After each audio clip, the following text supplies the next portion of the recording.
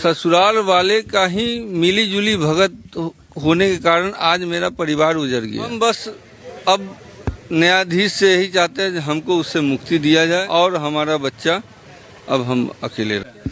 तो डेरा में छानबीन किए तो पता चला जो प्रेमी के साथ रह रही है। जिस पति ने जमीन बेचकर पत्नी को टीचर बनाया, क्या नौकरी मिलते ही वही पति और बेटा बोझ बन गया?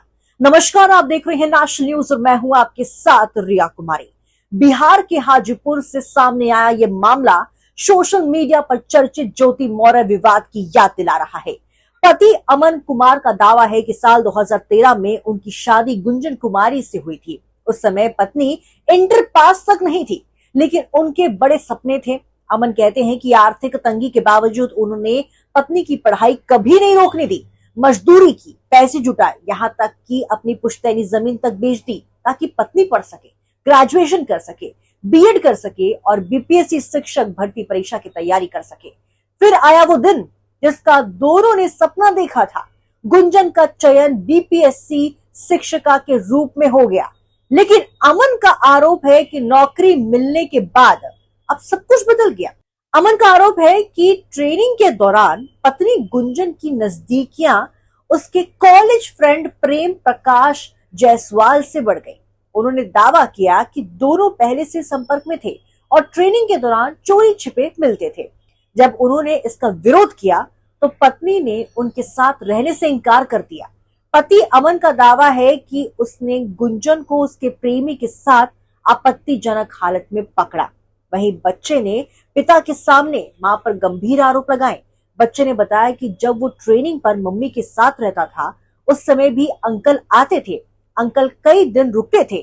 मम्मी कहती थी कि अगर कोई पूछे तो उन्हें मामा बताना, मम्मी गंदी है, मैं उनके साथ नहीं जाऊंगा। अब इस पूरे विवाद में एक बड़ा मोड़ फिर आया। पति अमन कुमार के गंभीर आरोपों के बाद अब बीपीएससी शिक्षिका गुंजन कुमारी ने पहली बार खुलकर जवाब दिया। आइए आप भी सुनिए उनका क्या कहना है। सभी न्यूज वाले या मीडिया वाले सिर्फ चला रहे कि पति का आरोप है। आरोप को कभी प्रूफ करने का कोशिश किए? वो प्रूफ देते तब ना हम दोषी साबित होते। उन्होंने प्रूफ भी नहीं दिया और आप लोग ने मुझे दोषी साबित कर दिया। कैसे? हमने तो पहले ही इसके लिए केस कोर्ट में केस कर रखा है ना। हम तो चिल्ला चिल्ला के मीडिया में आके नहीं कहे, हमको न्याय चाहिए था, हमने न्यायालय गए। अब क्या करें बताइए। मेरी शादी 2013 में हुई थी। उसके बाद हम इंटर के बाद ग्रेजुएशन किए, ग्रेजुएशन के बाद बीएड किए। बीएड करवाने का उनका कोई मंशा नहीं था। मेरा एंट्रेंस निकल गया था, हम पास कर गए थे। तो उन्होंने कहा कि मेरे पास पैसा नहीं, हम नहीं करवाएंगे। हम रो रो के बोले कि नहीं, हमको बीएड करना है। तो हाँ, ये नहीं कहेंगे कि उन्होंने थोड़ा हेल्प उन्होंने किया, मेरे फैमिली वाले ने भी पैसा भेजा, तब जाके हम बीएड किए। उसके बाद हम सीटेट पास किए। सीटेट में मेहनत करना पड़ा। कितना का फॉर्म आता है, क्या आता है, हम सीटेट किए, मेहनत करके किए। उसके बाद हम स्टेट किए, क्योंकि सरकारी जो योजना था वो विफल हो गया था। स्टेट के बाद बीपीएससी आया, हम मेहनत लगातार करते रहे, तब जाके टीचर बने हैं। ऐसा नहीं कि ऐसे ही बन गए हैं।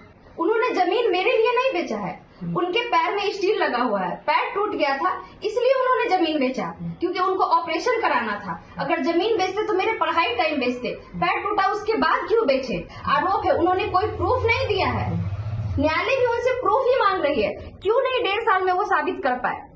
1.5 साल में हमको साबित, आज आप लोग को आना पड़ा क्यों? केस तो 1.5 साल से चल रहा है। 1.5 साल लग गया उनको हमको गलत साबित करने में।